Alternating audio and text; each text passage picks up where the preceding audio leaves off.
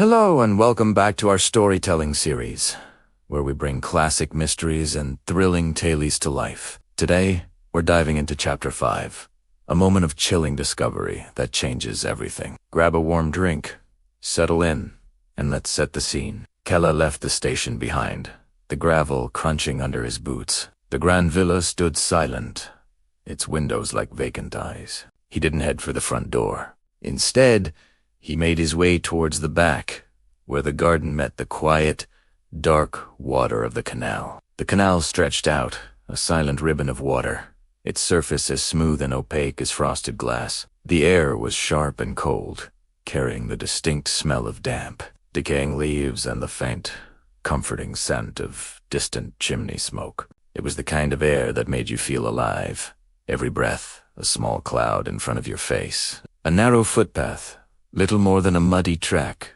ran along the water's edge. Keller followed it slowly, his eyes trained on the ground, scanning the soft mud for any sign of disturbance. He walked with a purpose, a hunter on the trail, though he wasn't quite sure what he was hunting for. The silence was profound, broken only by the soft squelch of his shoes and the distant caw of a crow. The world seemed to be holding its breath, waiting.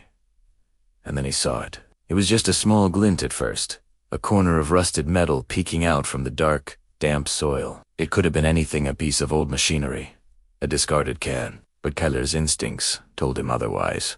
It knelt down, the cold from the ground seeping through the knees of his trousers. With his bare hands, he began to clear away the dirt and wet leaves. The earth was surprisingly loose, as if it had been recently disturbed. Slowly, and shape began to emerge. It was an old iron trunk, the kind you see in antique shops or read about in pirate stories. It was heavy, solid, and clearly ancient. Its hinges were completely rusted through, broken by time and force. The lid was slightly ajar, prized open with what must have been violent effort. It looked as though it had been buried here for decades, a secret hidden away from the world but, then very recently, unearthed.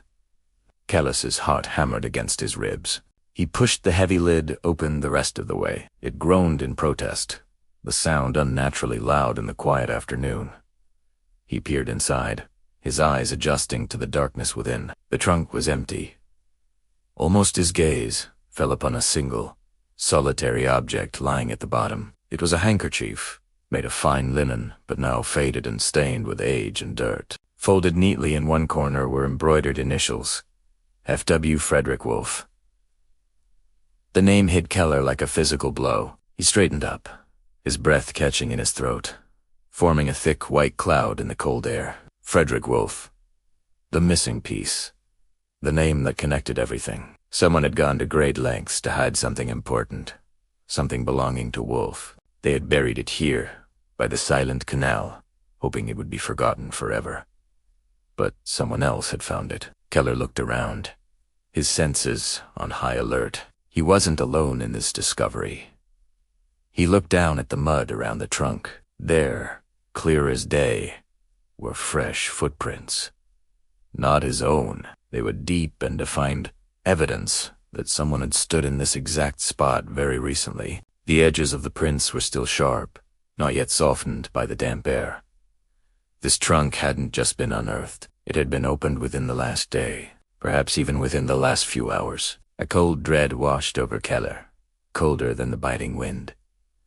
He was no longer just following a trail of clues. He was on a path that had just been walked by someone else. The secret of the trunk was out, and the person who had found it was now steps ahead of him. The quiet canal side was no longer a place of peaceful solitude. It was a crime scene, a place where one secret had been unearthed, only to create a dozen more questions. What was in the trunk? Who took it, and where were they now? The race had begun. Thank you for joining me for this chapter. The mystery is only getting deeper, and the stakes are higher than ever. What do you think was in the trunk? Let me know your theories in the comments below. If you enjoyed this reading, please give the video a thumbs up and consider subscribing to the channel for more chapters. We have so much more of this story to uncover together. Thanks for listening, and I'll see you in the next video.